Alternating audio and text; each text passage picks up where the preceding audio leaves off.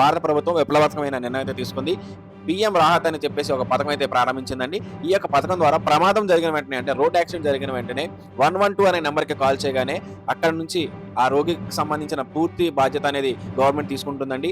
1.5 లక్షల వరకు ఉచితంగా వైద్యం కూడా అందిస్తుంది. అయితే ఈ యొక్క రోడ్ యాక్సిడెంట్స్ అనేవి జరిగినప్పుడు 50% మంది పైగా ఈ యొక్క రోడ్ యాక్సిడెంట్స్‌లో మొదటి గంటలో గాని చికిత్స అందించినట్టయితే ఈ యొక్క రోడ్ యాక్సిడెంట్‌లో చనిపోయే వారి యొక్క పర్సెంటేజ్‌ని తగ్గించవచ్చని చెప్పేసి గవర్నమెంట్ అయితే ఫైండ్ ఔట్ చేయడం అయితే చేసిందండి. కాబట్టి ఈ యొక్క స్కీమ్ అయితే తీసుకురావడం జరిగింది. రోడ్ యాక్సిడెంట్ జరిగిన వెంటనే 112 నెంబర్‌కి డైరెక్ట్‌గా కాల్ చేసిన వెంటనే అంబులెన్స్ అనేది వచ్చి వారికి ఈ యొక్క సహాయం అయితే అందించడం అయితే చేస్తారండి.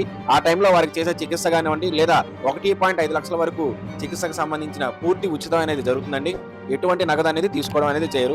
ఒకవేళ రోడ్ యాక్సిడెంట్ జరిగిన తర్వాత వ్యక్తికి ప్రాణాపాయం లేని సందర్భంలో 24 గంటల వరకు ఆ యొక్క వ్యక్తిని అబ్జర్వేషన్లో అయితే ఉంచుతారండి. అదే ప్రాణాపాయ స్థితిలో ఉన్నట్లయితే 48 గంటల వరకు అబ్జర్వేషన్లో ఉంచి ఎలాంటి రోడ్లైనా సరే ఈ యొక్క స్కీమ్ అనేది వర్తింపజేసి వారికి ఈ యొక్క స్కీమ్ లో సేవలు అయితే అందిస్తారండి. ఈ యొక్క స్కీమ్ లో సేవలు 7 రోజుల వరకు వారికి అందించడం అయితే చేస్తారండి. స్కీమ్ గురించి మొత్తంగా చూద్దామండి. ఈ యొక్క స్కీమ్ పేరు పీఎం రాహత్. ఈ యొక్క స్కీమ్ యొక్క చికిత్సా కాలం 7 రోజులండి. గరిష్టంగా 1.5 లక్షల వరకు వారికి ఖర్చులు లేకుండా ఫ్రీగా చికిత్స అనేది చేస్తారు. దీనికి సంబంధించిన హెల్ప్ లైన్ నెంబర్ 112. దీనికి నిధులనేవి ఎంవీఏఎఫ్ మరియు కేంద్ర బడ్జెట్ నుంచి నిధులనేవి సమకూర్చడం అయితే చేస్తారండి. అయితే ఒకవేళ మీకు ఈ యొక్క స్కీమ్ను కానీ ఎవరైనా సరే అప్లికేబుల్ చేయకపోతే దీనికి సంబంధించి మీరు గ్రీవెన్సీ కూడా ఇవ్వచ్చండి. దీనికి సంబంధించి జిల్లా స్థాయిలో కలెక్టర్ గారి ఆధ్వర్యంలో ఒక అధికారి అయితే ఉంటారండి, రెడ్రెషల్ అధికారి. వారికి మీరు ఫిర్యాదు చేసినట్టయితే వెంటనే మీ యొక్క సమస్యని వారు పరిష్కరించడం అయితే చేస్తారండి.